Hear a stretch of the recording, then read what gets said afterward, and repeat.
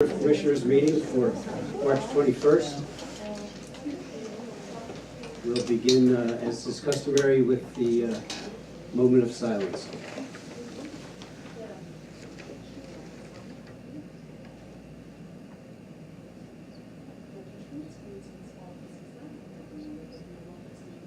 Thank you. We'll ask you to rise for the pledge to the flag. I pledge allegiance to the flag of the United States of America and to the republic for which it stands, one nation, under God, indivisible, with liberty and justice for all.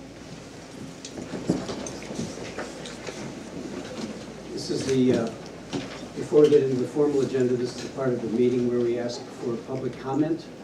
If there's anyone that would like to avail themselves of that, this would be the time. Anybody? Not? We'll go on to the approval of the minutes from our last meeting. Seek a motion. I move to approve the minutes as printed. Second. It's been moved and seconded that we approve the minutes. Any comments or questions or deletions or additions? Hearing none, all in favor of the motion, please indicate by saying aye. Aye. Opposed, same sign, so ordered. Now we'll hear from our treasurer. Mrs. Newman. Morning, Sally. We had receipts on March the 19th and 20th of $1,838,594.88. Brings us to a total cash of $4,096,301.26. Our expenditures this week were $2,879,899.94. The undistributed tax claim is $35,952.89. So that brings us to $1,180,448.43. I make a motion to approve the treasurer's report as presented. I'll second the motion. It's been moved and seconded. Any comment or question regarding the motion? Hearing none, all in favor, please indicate by saying aye. Aye. Opposed, same sign, so moved. Thank you. Thank you, Sally.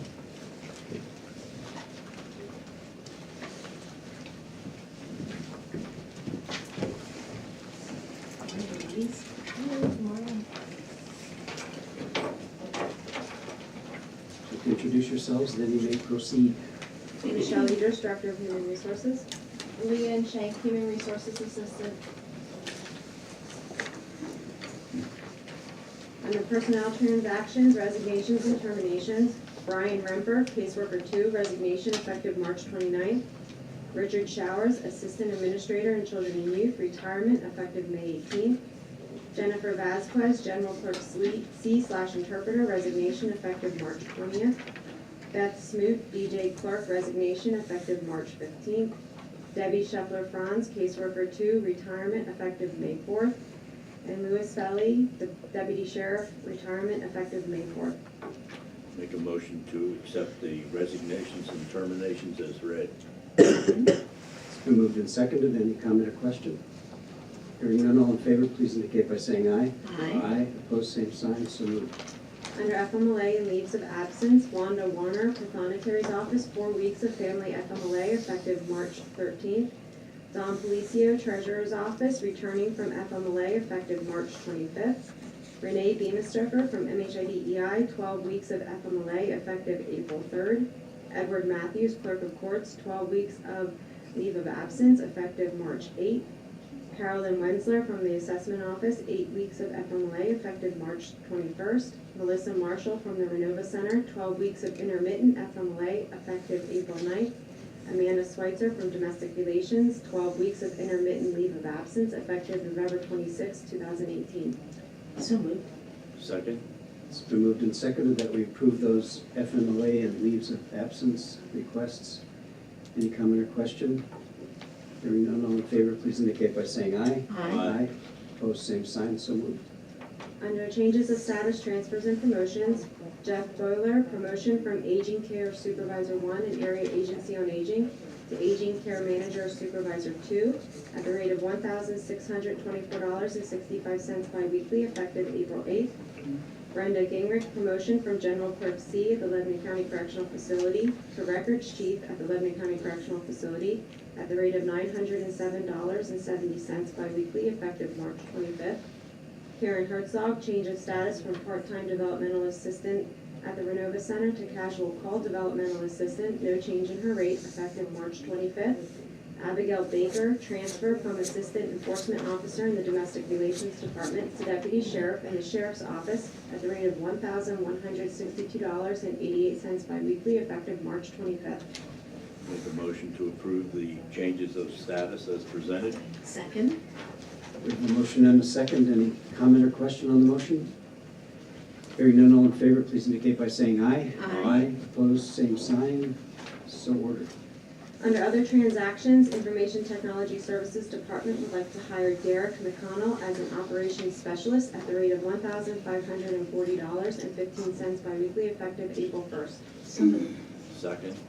Motion and a second to hire Mr. McConnell. Any questions or comment? Hearing none, all in favor, please indicate by saying aye. Aye. Opposed, same sign. So moved. Moving on to salary board, if there are no questions regarding the transactions presented, is there a motion to adopt these transactions onto the salary board? Second.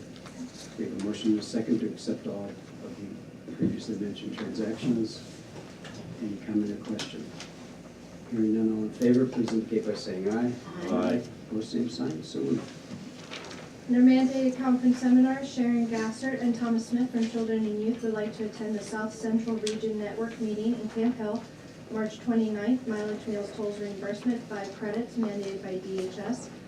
And Sarah Hummel from Children and Youth would like to attend the following 2 trainings: out-of-home placement and permanency planning in Mechanicsburg, April 2nd, 3rd, and 4th, with mileage, meals, tolls reimbursement, 18 credits mandated by DHS.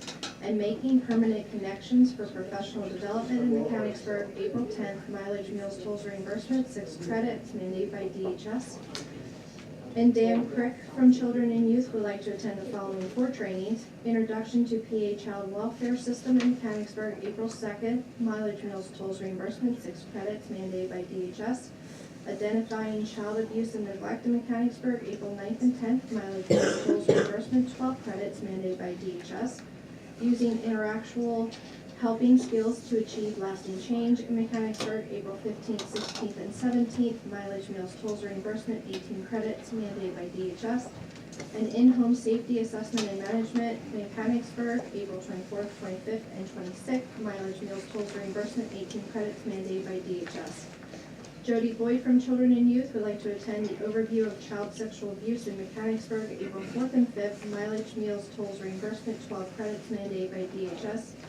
Erin Moyer and Elizabeth Getch from Children and Youth would like to attend the Managing Diversity Through Employment process in Mechanicsburg, April 8th, mileage, meals, tolls reimbursement, 6 credits mandated by DHS. Karen Torrenegra Castillo and Morgan McMahon from Children and Youth would like to attend the Sexuality of Children, Healthy Behaviors and Behaviors Which Cause Concern in Mechanicsburg, April 9th.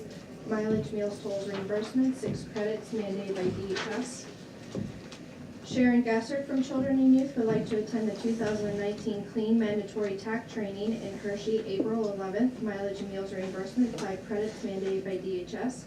Megan McCone and Keith Smith from Children and Youth would like to attend the 2019 SWAN Training in Mechanicsburg, April 23rd. Mileage, meals, tolls reimbursement, 6 credits mandated by DHS. Joseph Morales from Department of Emergency Services would like to attend the Rapid Needs Assessment Training in Carlisle, April 6th. Mileage and meals reimbursement mandated by PEMA. Eric Failer and Jeremy Leffler from Department of Emergency Services would like to attend the mandatory TAC training in Hershey, April 11th.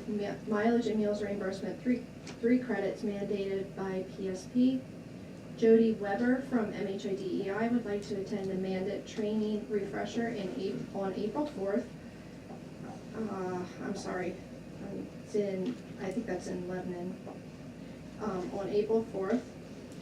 On April 9th and 16th, mileage reimbursement mandated by, the CEO of Wernersville State Hospital, so it is in Rossville. And Kim Shaw, Kayla Conyers, Brianna Rayner, and Brandy Poole from MHIDEI would like to attend the CPR and first aid training in Lebanon, March 28th, $180 total registration fee with mileage reimbursement mandated by Octal. Constance Dowhauer from Probation Services will be replacing Susan Christner at a previously approved training at the PA Chiefs Juvenile Probation Officers Membership Meeting in State College, March 14th and 15th, lodging and meals reimbursement, 5 credits mandated by JCJC and the PA Chiefs Council, and a previously approved training for Michael Yackham from Area Agency on Aging to attend the new counselor training in Mechanicsburg. Due to inclement weather, the dates have changed from March 4th, 5th, and 21st to March 5th, 21st, and 27th, with mileage and meals reimbursement, 18 credits mandated by the PA Department of Aging. Motion? I'll make a motion to approve the mandated conferences as read. Second. We have a motion and a second with the clarification on the location with representative. Any comment or question on any of these mandated conferences? Hearing none, all in favor, please indicate by saying aye. Aye. Opposed, same sign, so moved. Under requested, Carol Davies, Belva Ream, and Christopher Sides from Area Agency on Aging would like to attend the AAA fiscal training in Harrisburg, April 3rd, $225 total registration fee with mileage, parking, and tolls reimbursement. So moved. Second. We have a motion and a second to accept the request of the Area Agency on Aging. Any comment or question? Not all in favor, please indicate by saying aye. Aye. Opposed, same sign, so moved. And Divine from Area Agency on Aging would like to attend the Leadership Development Institute training program from July 2019 through June 2020 in Harrisburg. $750 total registration fee with mileage, meals, toll reimbursement. So that's like a monthly. Meetings, yes. I didn't think she was on a year, so I thought I'd check. There is some independent work that she has to do on her own as well. Understood. So moved. Second. We have a motion and a second to approve the Area Agency on Aging request. Any comment or question? Hearing none, all in favor, please indicate by saying aye. Aye. Opposed, same sign, so moved. Jamie Wogomuth from the Commissioner's Office would like to attend the P Corp Risk Control Workshop in State College on April 5th. No other reimbursement. I'll make a motion that we send Jamie out of town. That's not an announcement, is it, Bob? It's relocating.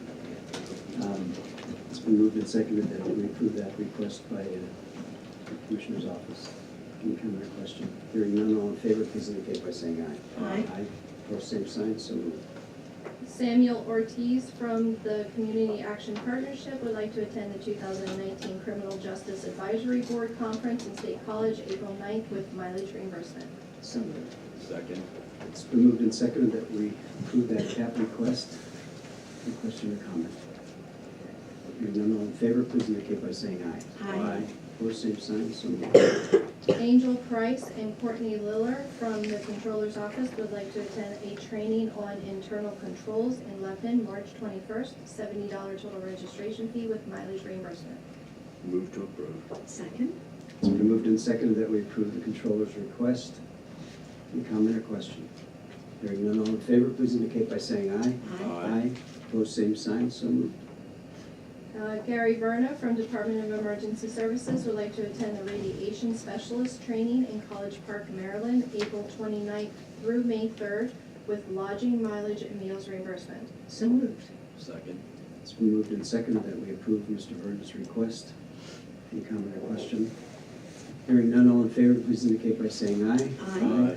Opposed, same sign, so ordered. Eric Baylor, Jeremy Leffler, Lisa Long, Jason Weifel, Sean Zellers, Jeremy Wenrick, and Bradley Moyer from Department of Emergency Services would like to attend the PAA Association of Public Safety Communication Officials 2019 Spring Conference in in Lancaster on April 8th through the 10th. $965 total registration fee with mileage and meals reimbursement. Move that we approve the DES request. Second. We have a motion and a second. Any comment or question?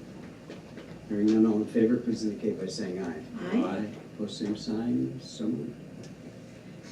Danielle Gray from MHIDEI would like to attend the Community Collaboration Improving Services to Children and Families Experiencing Homelessness in Reading, April 23rd, with mileage reimbursement. So moved. Second. It's been moved and seconded that we approve the MHIDEI request. Any comment or question? If not all in favor, please indicate by saying aye. Aye. Aye. Opposed, same sign. So moved. Jamie George in Planning Department would like to attend the PAGIS Conference in State College, May 13th through the 15th, $245 total registration fee with lodging, mileage, and meals reimbursement. So moved. Second. It's been moved and seconded that we approve this planning request. Any comment or question? Hearing none, all in favor, please indicate by saying aye. Aye. Aye. Opposed, same sign. So moved. And Amanda Dillman from the Sheriff's Office would like to attend the Defensive Tactics Instructor Certification in Mechanicsburg, May 20th through the 22nd, $670 total registration fee. So moved. Second. Motion and a second. Any questions or comment on that request? If not all in favor, please indicate by saying aye. Aye. Aye. Opposed, same sign. So moved. Thank you, ladies.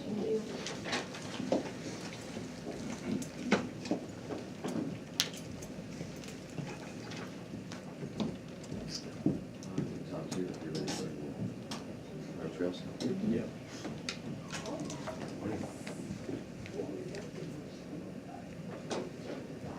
Anybody else?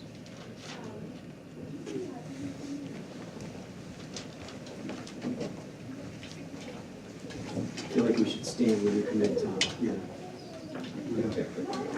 And Jonathan. So would you like to introduce yourselves, and then we will proceed with the proceedings? John Fitzgibbon, Lebanon County Planning Department. And Tom Cote, Lebanon Valley Rails to Trails board member. And we're here this morning to get your approval for Commissioner Litz to sign our next grant application to DCNR. The application is for Phase 10 of our project. Pass these around. It's for Phase 10 of our rail trail project. You'll note it in the top part of the county drawing it's in front of you. It's in yellow. Phase 10 is in yellow. It basically runs from north of US Route 22 all the way to the entrance to the state park at Lickdale. This is really a major gap in our trail network, and it's a coveted project that we and the state agencies are really very strongly supporting. And by the way, thank you for all your continuing support for the rail trail, all the things you've done over the many years and funds you've provided, legal assistance. The Rail Trail Board and all the users of the trail greatly appreciate your commitment to the rail trail. By the way, I'll just let you know, the audience here is mostly students and staff from North Lebanon School District. So it's Oh, cool. very timely that this will impact their area. Yeah, this Phase 10 project will get us into Swatara State Park. The grant is for $800,000.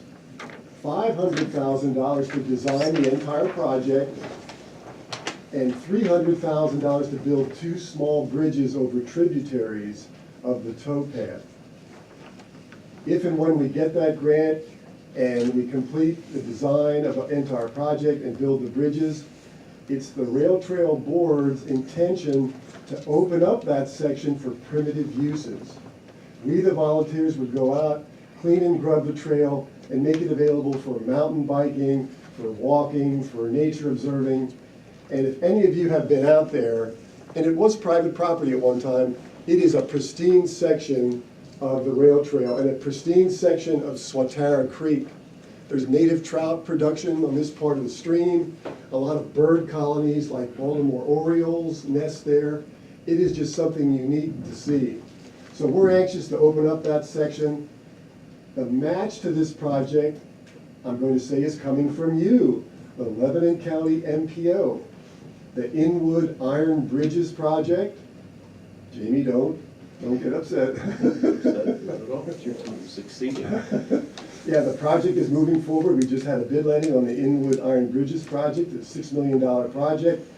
DCNR has said that entire project can be the match for this grant and the match for future grants to complete that project. That is phenomenal. Yeah, they're an awesome partner, as is PennDOT on this project and other projects. But today, essentially, we need your approval on the grant resolution that Commissioner Litz would sign that says you're supportive of this project and you wish that John, on behalf of the county, submits the application. John is actually the one on the form that his information is listed there. He's the go-to contact person for the project. He's the project applicant on your behalf and on our behalf. So again, it's a great partnership. We appreciate it. Do you have questions for me? Start time, end time. Start and end time. Well, we would hope, Commissioner Litz, that once we get the grant this fall, we'll complete design by the middle of 2020, go out, do the bridges. These bridges can be done in less than a month. Do the clearing and grubbing. We'd like to have this section of the rail trail open for public use by the end of calendar year 2020. If you look at the chart, it sort of says that for Phase 10, 2020 construction, and have that open to traffic. But still, to complete Phase 10, a great riding surface, a trailhead, other amenities, that's going to require future grants and future construction. But we'll cross that bridge when we get to it. We want to get this project locked up. We own 99.5% of the right-of-way. We're currently negotiating with the last property owner, Joe May. We have a big meeting. John's going to it in a couple of weeks with DCNR, DEP, and others to sort out how we can get the project across the roadway and into the state park. So a lot of great things are happening, and again, we're very appreciative. And I'll just say there's a sense of urgency right now to keep moving forward. We're finishing up Phase 7. We've got 2 Phase 9 contracts underway or shortly underway. The Inwood Iron Bridge is being redecked as we speak. Again, that's a project that's been in the making for a long time. We're designing Phase 6 to get from essentially H.A. Boyd's out to behind the Lebanon Valley Mall. You said the Inwood Iron Bridge, you meant the one out by Jonestown. Yes, Bunker Hill. excuse me, Frog's Hollow, yes, Bunker Hill. thank you. Jamie, thank you. Oh, I thought you were. See, I'm getting older, Jamie, my memory is not the greatest You anymore. got it all up. But yeah, the redecking is of the Okay. Frog's Hollow Bridge over the Okay. Swatara Creek. So is Magnificent that going structure. all the way across? At one time, it was just half. Is that the No, entire span? The entire span, Yep. and some of the trail, 1,700 feet of the trail to the south of there, to the south of there. So we're feeling this urgency to keep the momentum going to build this project. I think our goal is by 2025, we want to have the entire facility complete, Which would connect 2025. B-Town to Swatara State Park all the way to. and beyond. If you look, there's To some trail Schuylkill networks County, beyond, into Schuylkill County. If you use the Stony Valley Trail, I mean, you could get all the way up to Dauphin. Dauphin County and the river.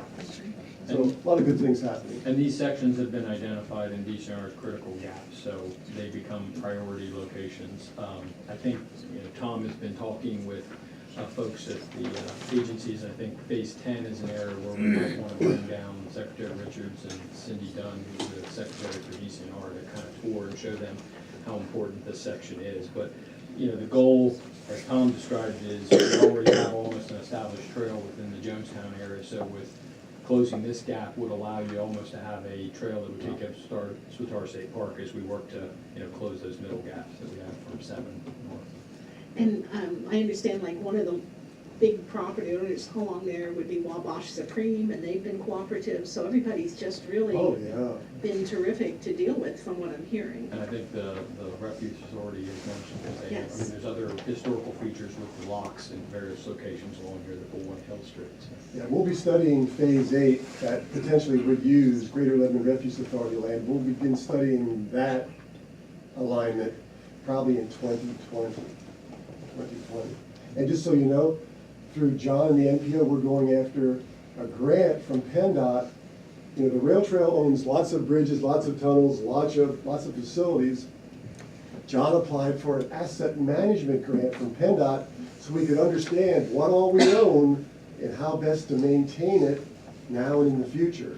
We haven't heard anything yet, I don't believe. Yeah, that was just submitted here the end of February, so I'm hopeful it will be for a planning study. I think the goal being that, you know, we've been so focused on building the trail, and now you have an established, you know, resource that in some areas, you know, phase 1, 2, and 3 that we just did a rehab project on, you know, it was almost 20 years old. So to basically understand, you know, benches, structures, signage, and try to get that to a point where we can understand how we best prioritize resources to continue to keep it in the condition that everybody expects it to be, and then prioritize projects where we need them. Well, it's a great quality of life project for the whole county, and, you know, for you guys to sustain your effort as a board and what you bring to this county from your connections with the state, Tom.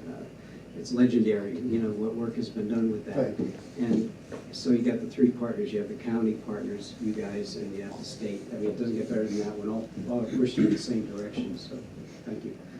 We appreciate that. We do have a question from someone in the city, and I guess they need to hear from you that we have a plan to construct this trail, and as it gets finished, connectors can then be made. For instance, there is a trail I'm aware of along the foot of a Hill Creek in the city that can connect, and, you know, other trails to the city. They were asking specifically how will it connect to the city, and there are many ways, but that will come after the main trail is. I think our biggest priority has been, in talking with the LVRT board, is focused on the spine. Certainly there are a lot of opportunities, South Lebanon with spur to Alcoa, South Lebanon is looking at maybe a phase 2 for the South Lebanon Trail that goes into South Hills Park. We've had a couple areas where folks have expressed some potential connections that could exist just by working directly with some of those property owners. I think it's trying to illustrate the value of where the trail does a connection for not only the people who may live close to it to be able to get onto that network and, you know, get to other parts of the county without, you know, having to drive somewhere. But I think our main focus, Commissioner, would be at this point to try to close the gap on the spine, and then, you know, subsequently we'll work with our partners to.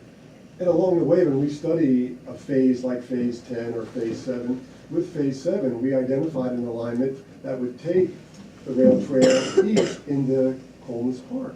So we have an alignment there. We know what we need to do. You know, once we finish this 20+ miles of the spine line, our work isn't done. No. It's all those key connections that make the trail more utilitarian, that make it more useful for more people for more different purposes. And what's exciting is this momentum, as you called it, is generating additional excitement and momentum for these connections. People are seeing the value for the open space, for the exercise, which is wellness. It increases property values. So many positive things happen with this rail trail. People want to be a part of it, and I think it's exciting. We just can't do it all at the same time, and so we have to finish the spine, as you said, and the rest will come naturally. Sure. And I think it brings examples. I mean, the improvements at North Cornwall Commons were in a large way supported directly through conversations Tom had, but at that time, Secretary Shope was seeing the value of where the rail trail was going right through and connecting all these, you know, critical. You have schools, you have community development, you have doctors and business offices, you have residential development. I think as that becomes, it makes, I mean, Cornwall Manor, I think, even advertises now that the trail goes by. And thanks to folks like Louis Hirsch with Alden Place, who helped us develop a trailhead there just off of 72. So I think a lot of good collaboration comes out of it. And the trail was smart enough to do a economic study in 2013 of the impact of the trail, and I think that's only going to increase. I mean, Jonestown is looking at some improvements, and they've talked about how could we get down Market Street and connect into the trail. So I think there's a lot of good things happening. Well, I'd like to make a motion to move forward with phase 10 as you requested. It's to actually to do the grant application. Correct. Yes. The grant application includes a resolution signed by the Secretary, Commissioner Litz, and it just says that at a meeting today, you've approved John submitting the application on all of our behalves. And I'll second the motion. It's been moved and seconded that we approve the grant application as presented. Any comment or question, Jimmy? I'll wait till you take action on it, on a different section. I was just gonna jump in while we were talking about other sections, just go ahead and take care of it. Okay. No further discussion. All in favor, please indicate by saying aye. Aye. Opposed, same sign, so moved. Jim? Phase 9, since the weather is getting a little nicer, people are gonna, the trail, not the trail use ever really stops, but it'll certainly increase now. And since, as everybody knows, we successfully negotiated with the Mileys and to everyone's satisfaction, that project has moved forward, but isn't quite complete. The tunnel is, but the trail on either side of the tunnel is not, and I know there were some people really, eager to get out and use it, and maybe using it when they weren't supposed to. So that's gonna get started again here shortly.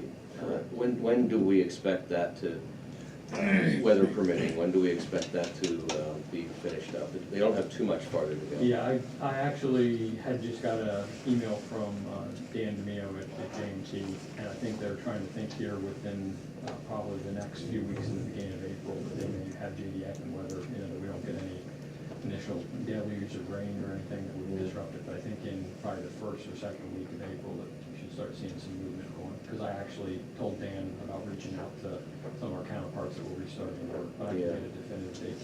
Is it 30 days to finish it roughly? I don't think it's gonna be very, I mean, the most part is along 25th Street Yes, and those understood. connections, but aside from that, most of it's just, the finishing Cleanup. portions of the trail. At that point, it'll take it to Long Lane, Correct. but then there's a gap. That's phase 8. And we have sparsely owned parcels Yeah. that was acquired. We did do some signage, as you guys know, Thank you. to indicate to people who may reach the end of that to go further is private property, so we don't really want them doing that, although there are people who just want to keep on going and they'll find a way. But, and then the tunnel at 25th Street has been a challenge, but there's some solutions for that as well. Can you talk a little about that? Yeah, primarily what that involves is some adjustments to the timing of how those signals will operate, since you have you would have a deficient tunnel that's a single lane structure that's using both vehicular traffic. So the signal itself actually has a phase movement built into it that stops traffic either direction, allowing people to go through. And we actually had Jason Bewley, the district traffic engineer, he actually lives in Jackson Township, check that out and work with his people to work with West Lebanon to make adjustments to that timing, which they'll work with CMI to make those adjustments as part of the upgrades to the Yeah, trail. and as obsolete as you might say that tunnel is, I remember reading the study that was done on that. There were never any deaths there, so that speaks volumes that the signal has been adequate all these years, but there will be increased traffic, so some improvements are definitely in order. And I think a lot of that just as the connection right now, I mean, we have two phases along, both through the Pocket Park connection with 6A and 6B, and Tom and North Cornwall Township and, I guess the authority and others, we've been working on, closing the next connection that will be 6C. We're gonna have a meeting with Scott Lehman with Municipal Services to look at a possible turn back at 22nd Street, since that is a PennDOT owned. The township has kind of taken initiative to look at that as maybe it should be in their ownership, which will help us facilitate the improvements. We've met with the motorcycle club, and the Lebanon Valley Mall is very receptive in working with us. We had Tom and myself and some others had a great meeting with Michelle Toscano, who's there, and she's been great. So, I mean, I think we have a lot of partners that are trying to help us move forward, so we'll keep you posted. There's a lot of irons in the fire right now. You're doing a great job, thank you so much. Good partnership. Okay. Now we have a question. Stephanie? A question and a comment.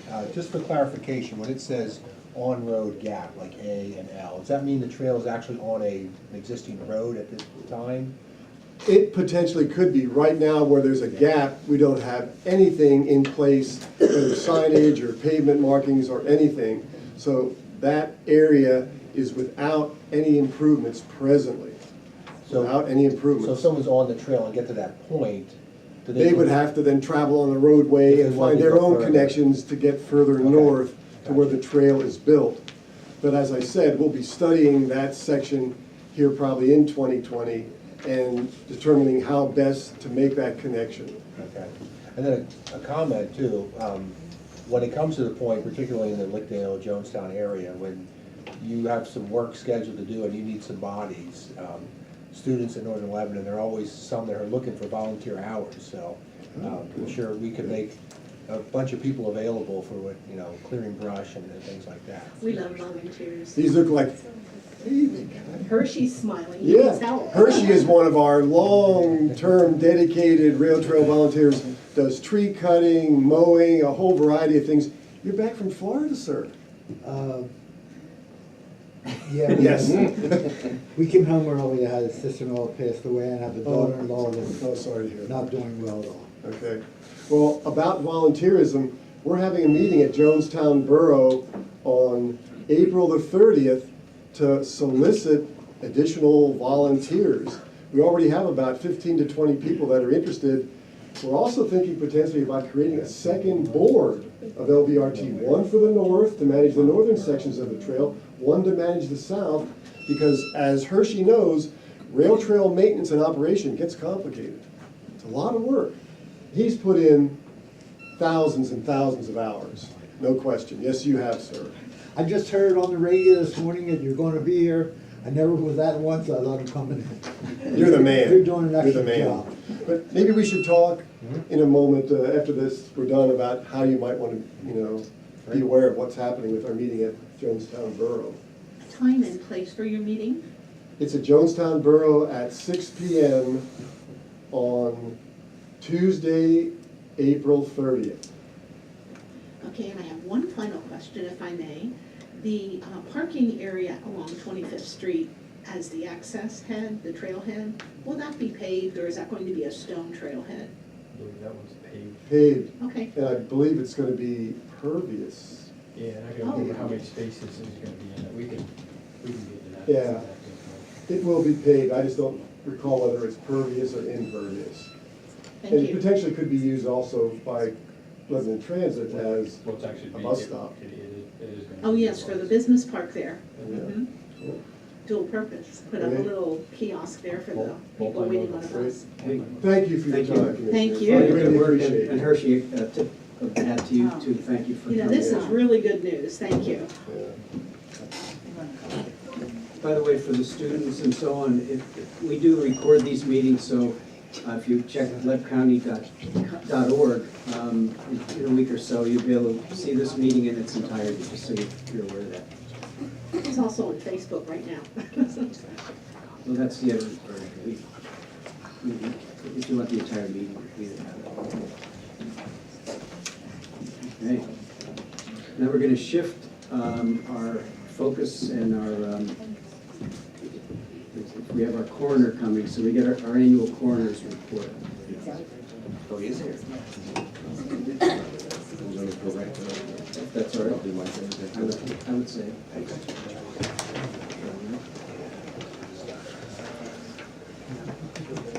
See, I hear your name all the time, whenever John says, well, we can get that sheet to do that. He says everything. Oh, yes. Good. He's got two others coming up. Oh, Definitely, okay. so let me, it's all right, I'll go through my stuff first. All right. What do you think? Can you wait for that? I'll go through a few things while we wait for that. All right. I've got liquid fuels requests from municipalities for their allocation, the first being for Annville Township. This grant would be for general maintenance of their roads and equipment. They estimate that at $4,800, and the allocation they would be receiving from the county would be $4,767. And in South Annville Township, they intend to overlay Township Road 429, which is Louser Road, from Township Road 416 to 322, and from 322 to the township line. So that's 1.93 miles. They're estimating this whole project to be $646,565, they would get a grant from the county of $2,850 to put toward that. Make a motion to approve the liquid fuels grants as presented. Second? It's been moved and seconded that we approve those requests. Any comment or question? Hearing none, all in favor, please indicate by saying aye. Aye. Opposed, same sign, so moved. Two items that require your approval related to our involvement with the Redevelopment Assistance Capital Project grant that has been awarded to Wellspan to construct their wellness center at the Kaplan Pavilion. And one requires the adoption of a resolution by the county which authorizes the county to be the applicant for this particular project. This family care center will provide health care to residents of Lebanon County, employment opportunities, and generally promote economic development in the county, having a regional multi-jurisdictional impact. This resolution authorizes the county to file an application for the RACP funds in the amount of $1 million for the family health care project to be located, owned, and operated by the Wellspan Good Samaritan Hospital, and authorized to execute all necessary documents. So this is almost identical to the project that we assisted with for Philhaven. It's a pass-through from the state. Can't go directly to some of these applicants, so in those cases, then the county is willing to be the pass-through. So it requires a little bit of paperwork on our part. The kickoff meeting for this project took place a few weeks ago. So what I need is a resolution, and then I'll need a second item, which is an accelerated drawdown schedule for those funds. Typically, the drawdown schedule is over the period of 36 months. However, they intend to complete this project within 6 months. So in order to draw that down, they need a separate letter from the applicant to request that. So we'll take the resolution first, if you will. I'll make a motion to assist and pass a resolution, Wellspan for the Kaplan Wellness Family Health Center. Second. It's been moved and seconded, and I'm going to disclose that I'm a board member at both the Wellspan Good Samaritan Hospital and also the Dixon Foundation as a major donor, and but I have no pecuniary interest in the transaction, so I'm going to participate in the vote. Any comment or question? We have a motion on the floor. All in favor, please indicate by saying aye. Aye. No same sign, so moved. Okay, and then secondly, a letter to the Office of Budget in the Commonwealth of Pennsylvania requesting that the $1 million RACP grant be done in a 6-month drawdown schedule rather than a 36-month. Make a motion that we draft a letter to approve the rapid drawdown of the funds. Second? It's been moved and seconded. Any comment or question? All in favor, please indicate by saying aye. Aye. Opposed, same sign, so moved. And lastly, I have real estate tax exemption requests for disabled veterans who meet all of the requirements for the exemption. They are James Guth of South 3rd Avenue, Lebanon, Ronald Morrison of Brandywine Drive, Lebanon, and Moishi Varela of Homestead Drive in Lebanon. I make a motion to approve the 3 disabled veteran real estate tax exemptions presented. Second the motion. We have a motion and a second on the floor. Any comment or question? All in favor, please indicate by saying aye. Aye. Opposed, same sign, so moved. And you were provided with letters for advisory council expirations on the Lebanon County Drug and Alcohol Advisory Board. However, their terms are just simply expiring, and they're no longer, in one case, no longer able to serve. So we'll be sending them letters, but there's no action required on that for David Paxton and James Edwards. So it's just for your information. And just in time, here comes Mr. Don Moyer. So.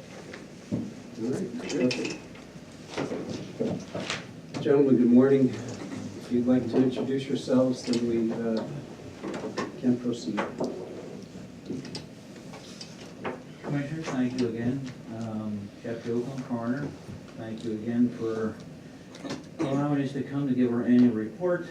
It's been a tradition now for the past several years. It's a pleasure to give you an update. We're a little behind this year due to pending cases from autopsies, and we've received most of them, Sorry for the delay. And Dr. Yocum, before you proceed, would you introduce your Yes, associates? oh, sorry. Kevin Trum, on my right, and Jim Dunmoyer, drug and alcohol, left. Kevin's from, he'll be talking about the suicides, and Jim will be giving more details on the drug-related deaths. Thank you. Sorry. Finally, his report of cases related to the coroner's office, Lebanon County from 2018.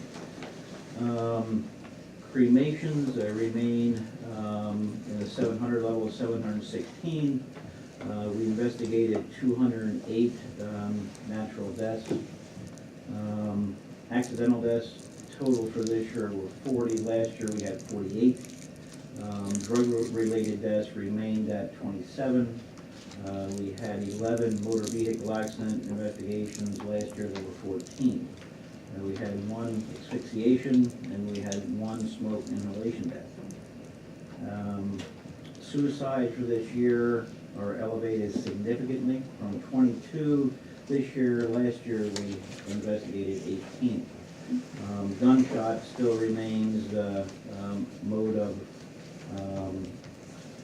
operation at 16, and asphyxiation by hanging remains at number 2-5, and we had 1 carbon monoxide poisoning. Last year we had 3 homicides. The previous year we had 2, and at this time we have 1 pending case remaining open.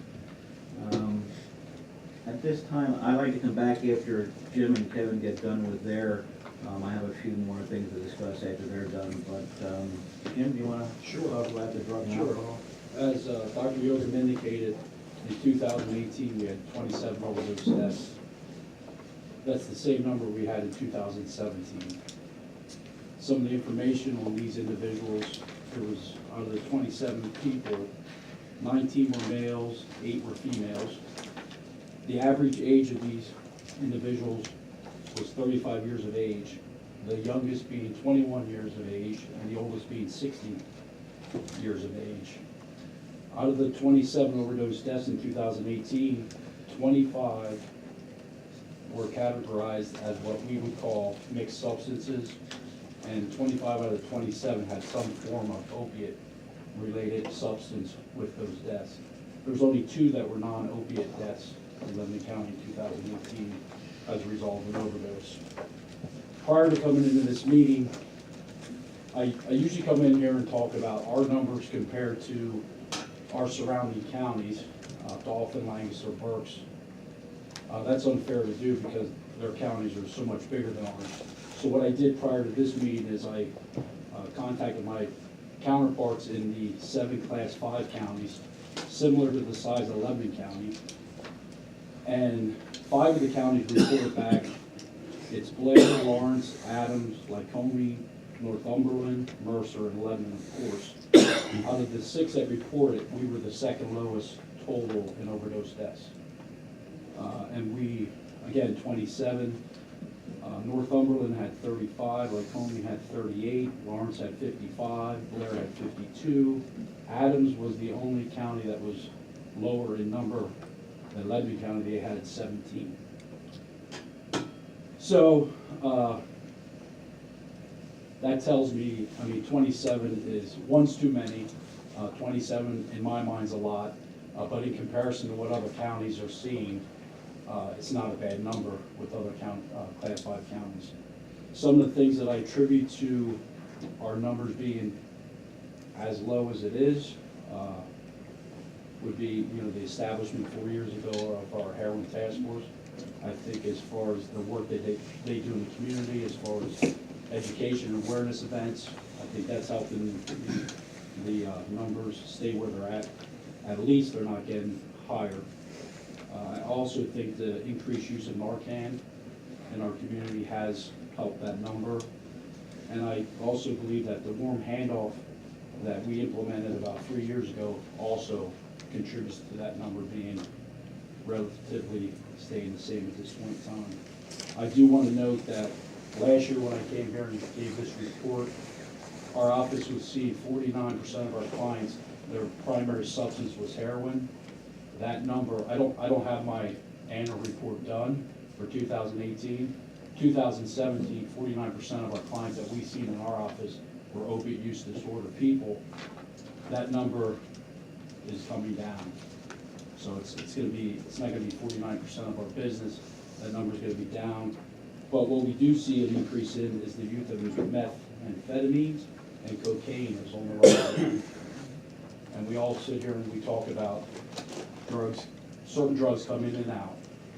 And now it seems like they are shifting, or some are shifting towards methamphetamines and cocaine use, so.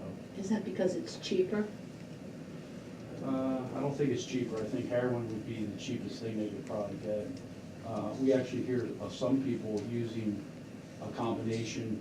Some people come up with some crazy ideas about detox and the term, I don't know if this is a speedballing. They use them in conjunction with one another. One gets you going and one kind of calms you down. So if there's any questions for me, So sad. but that's, and our office is doing, I'm not, gonna talk about every program that we instituted in the past 5 years, but a lot of it has been attributed to this heroin epidemic. And I've actually started a list of things that Lebanon County has done in the past 6 years to combat this heroin opiate epidemic. And that's available if someone would want to see that at some point.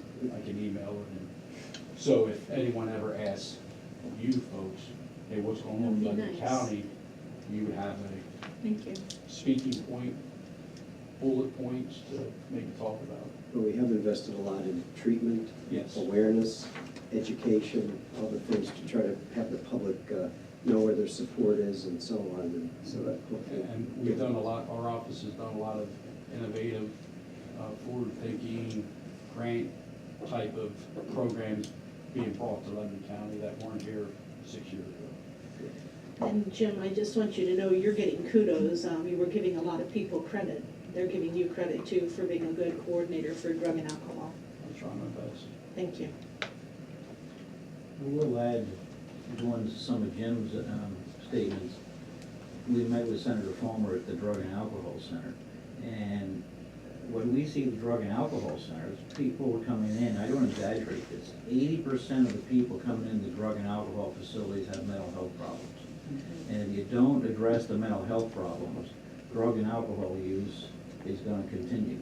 And so we stress that to the senator to try to, it's one thing to treat the drug and alcohol problem, but you have to treat the psychological problems that go with it. If you don't, you're not going to beat the epidemic. And a lot of our programs that we contract with, my office contracts with, are facilities that are equipped to deal with co-occurring people. They deal with programs. Good morning. As Dr. Yocum said, we had a total of 22 suicides in 2018. He did mention that's a jump from 2017 where we had only 18, so that's a 22% increase since 2017. Our highest in the years that we've been keeping records was 2013 when there was a total of 26. So fortunately, we're not as high as we were back then, but we were disappointed to see an increase in the number of suicides. Looking at the data regarding those suicides, we had very sharp contrast in ages, with the oldest being 87 years of age and the youngest being 12 years of age. We had previously not seen anyone that young, so we had them on both ends of the spectrum. However, the average age is about 49 years old. Which, 49? 49, yes. Which is in the ballpark for what we see in other years. A total of 17 males, or 77% of those that died by suicide were male, and 23% were female. As Dr. Yocum mentioned, 16 out of the 22 died by firearm, which is about 73%. And and we have 5 by hanging, or that's 23%, and 1 by carbon monoxide. We always try to give some knowledge of veteran status, about 23%. We know we're veterans, about 59%. We know we're not veterans, and then there was 18% that we did not have enough information to record that data. Out of the 22, it should be noted that 3 of the individuals were not county residents. They were here for other reasons, and died in Lebanon County. We also look at marital status, and about almost 14% were never married, almost 32% were divorced, 4.5% or 1 person was widowed, 3 were recorded as single, and 6 recorded as being married, and 2 of them we just don't have enough data on. 18% had a known mental health history, and about 14% were known to our office. About 18% had a drug and alcohol history, and looking at ethnicity, 21 or 96% were white or Caucasian, and 1 person that we don't have record of what that ethnicity was. So again, we, to summarize, we are up 22%. We're up by 4 individuals, and we're hoping to have a reduction this year. At the current rate, we have 5 as we speak, for 2019, which annualized would be 20, which would be below that, but we never know what the year holds.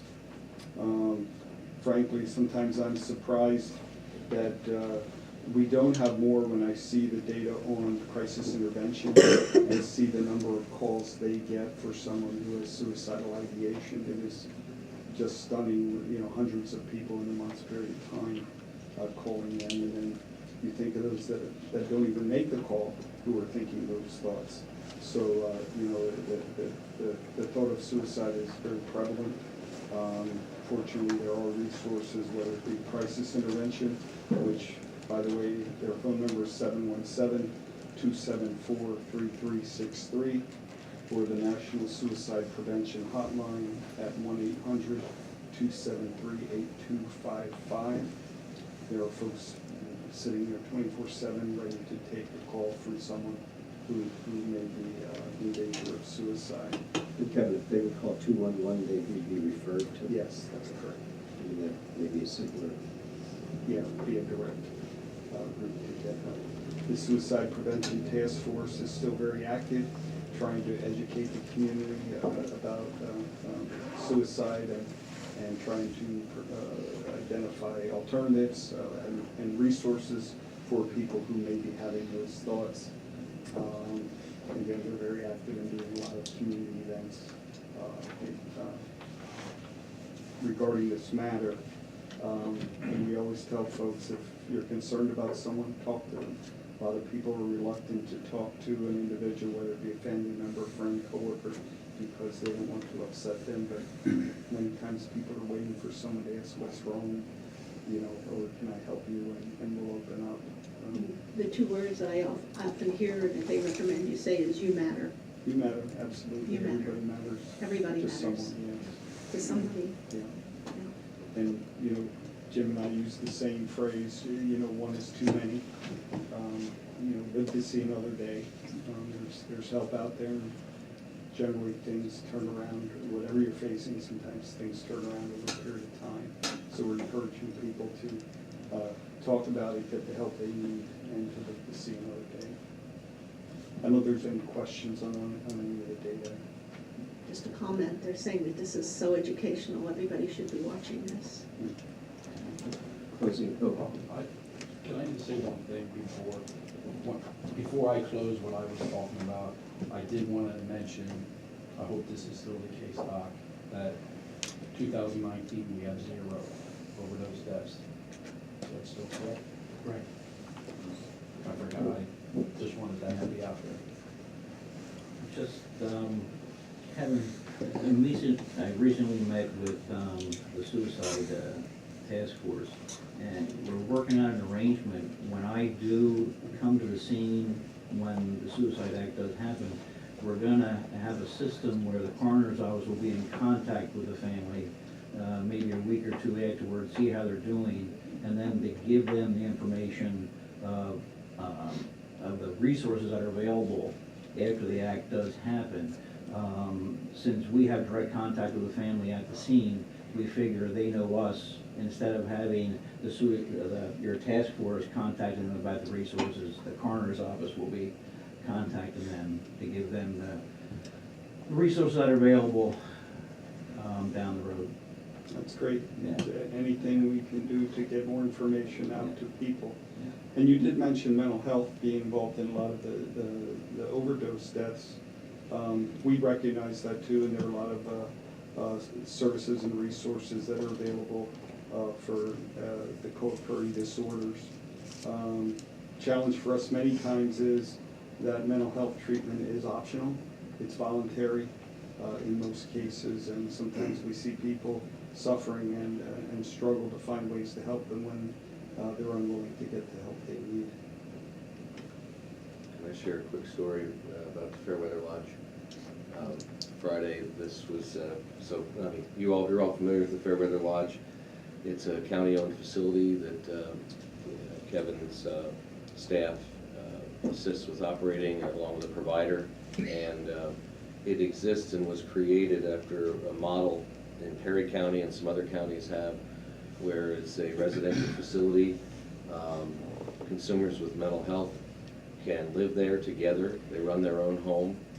They must maintain employment, and it just gives them a way to integrate into society and be successful and so on. So Friday they had an open house, and we were given tours and guided by the residents and so on, and then had a little conversation session with them afterward. And there was one man there who shared how happy he is to be living there, and how just, I think, a year ago he was homeless, at the brink of suicide. He was contemplating suicide and really had nothing more to look forward to, I guess, and showed up at the rescue mission, and they directed him to services, and ultimately ended up in Kevin's shop, and became a good candidate for the Fairweather Lodge. And he's holding down a good job, just got a promotion. He's in charge of cooking at the Fairweather Lodge for the rest of the residents, and he has purpose, and he's very, very happy there. So that was a really nice success story to hear how far he's come from a year ago. So your comments about mental health leading to both, I think, of these tragedies sometimes, it just takes a little help. Yeah, they're very happy to be living there, very proud of their home, and it is their home. It's not just a room, and they live together somewhat as a family. Again, someone had an assignment for food and cooking, someone has an assignment for the treasurer, someone has assignments for cleaning. They all have their own jobs, just as you would in a family. Outings, someone was in charge of outings, yes, and they all are very proud of their job, and help each other. They have house rules, and they work on that. They get to pick who lives there and who must leave, but it's their home.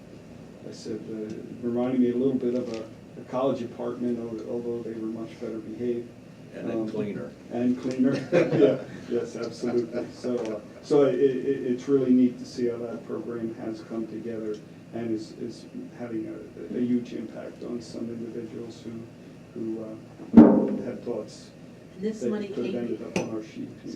this money came because they made us give up some beds at Warnersville, if I remember correctly. That's another program we're working on, I'm Wasn't this sorry. one? Okay. The lodge is the result of reinvestment dollars that were made available through the Health Choices program. If we didn't have our Health Choices program, programs like this couldn't be created in Lebanon County or anywhere else in our 5-county region. So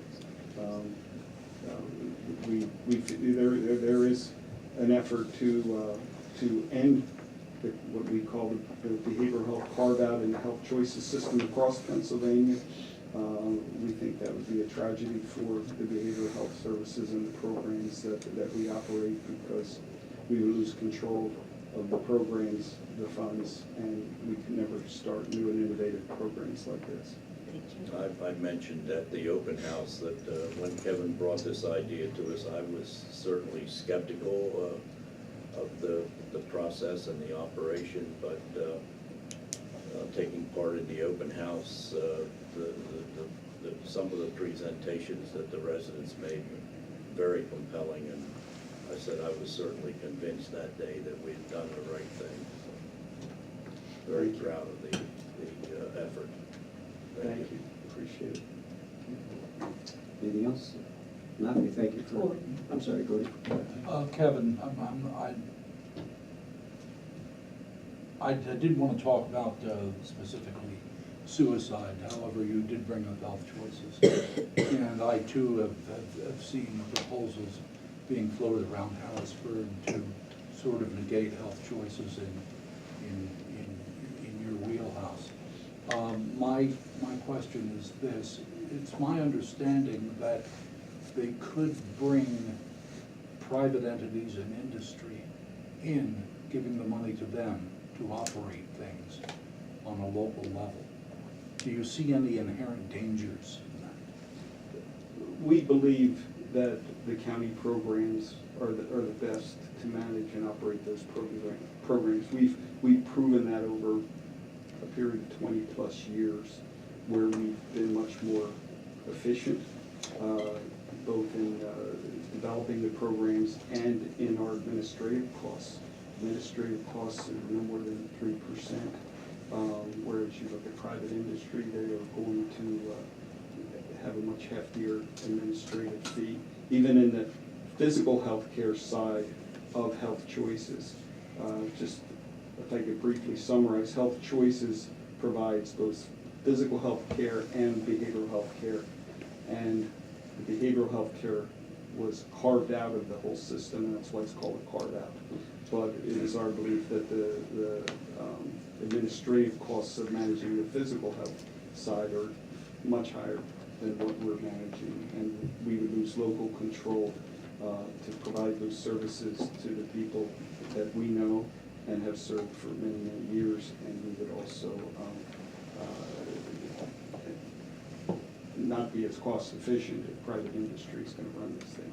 And if I'm answering your question adequately. Yeah, somewhat, but there seems to be an aspect, there's a scene in The Music Man where they say, you gotta know the territory. Private industry from a corporation based out of Philadelphia, Pittsburgh, whatnot, doesn't have the same feel for Lebanon County as you and your staff do. That has to be an aspect of any concerns you have. That's a huge piece of it. As Jim will tell you, we discussed this matter at our 5-county board meeting, and spent a significant amount of time talking about this and the frustration of people not realizing how important it is to keep that local, and how we know the needs of the people better than someone in Philadelphia or Pittsburgh or elsewhere. Thank you. Thank you. Yeah, can I wrap some things up? I'll wrap it up right. Just a couple things. This year we completed the installation of the new computer system, Quincy, so we're up and fully functioning. That was quite an ordeal. A lot of manpower. Clever name. What's that? Clever name. Yeah, it is clever, very clever. The staff in the coroner's office remains the same as it has for a multitude of years. Just to report out to the commissioners, we've been having trouble keeping autopsy costs down, and we've been contacted. We run the problem with overdose deaths. We can save a lot of money by doing toxicology to prove it was an overdose before we send for autopsy, and we've had problems with the hospital system. Before it was taken over, it was easy. They did the blood work for us, and now it's not that easy. So we've been contacted by a company to try to do in-house testing with state grants. And I'll be talking to that guy Jamie down the road. that could save the county a lot of money in the long run. And just something I'm gonna be making part of my annual report from now on, we discussed it briefly through the years, or the problem we have with unclaimed bodies. Unclaimed bodies is becoming more and more of a problem. The 11 Daily News did an article, they interviewed me and EMA director about why we have this, and I'm not gonna get into that, but a multitude of reasons. One being financial issues for families, and secondly, the family unit really isn't the family unit anymore. I'll give you, for instance, yesterday, we found a body, he'd been there for 4 months. 4 months. Nobody- Inside or outside? Inside. So anyway, last year we had 3 unclaimed bodies. I'm glad you're all sitting down. This year, Jamie probably has an idea, we had 15 unclaimed bodies. In 2018 or 19? 18. Say that number again? 15. Last year we had 3. The highest year ever was 15 and 16, we have 7 each year. And so anyway, it's a tremendous problem for the county, for me, and luckily we have a funeral home that does a service for us. Can I mention the name? Sure. Buse Funeral Home from Palmyra does a county service and gives us a great rate to cremate the remains, and all the remains are buried in Kimberling Cemetery. They give us a plot there that we can use.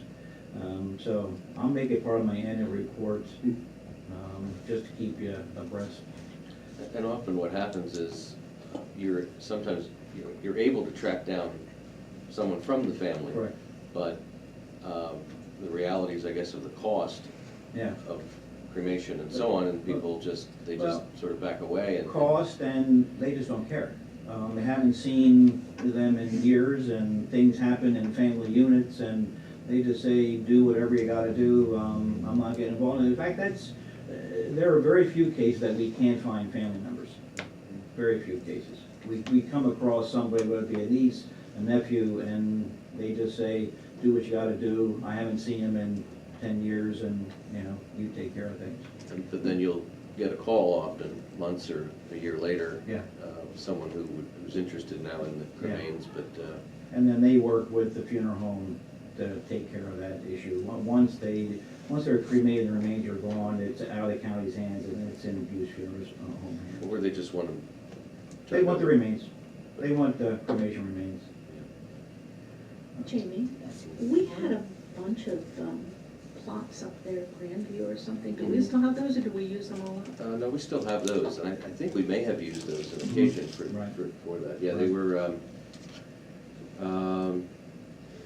long time ago bequeathed to the county for some reason. I don't really recall why I wasn't here at the time. It was decades ago. They were given. And just to sum things up, Kevin and Jim and I work hand in hand.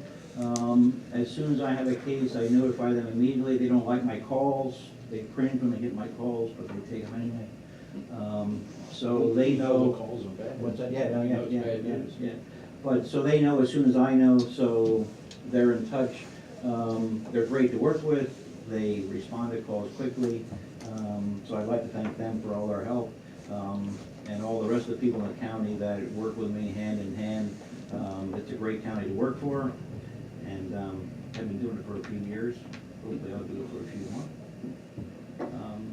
That is my report for 2018. Thank you, gentlemen. Thank you very much. Thank you. Very informative. Jim, can you just give me one number, or a name? What was the county that had the classified county that had the most, the 55?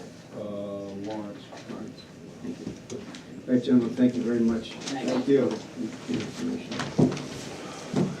Where do you have a copy of that? We're pigeonholing out here for sure. It was a scheduled day, but there wasn't any scheduled. Motion to adjourn. Second. So moved and seconded that we adjourn. We stand adjourned. Thank you for your attendance, and please come back and see us. You were a very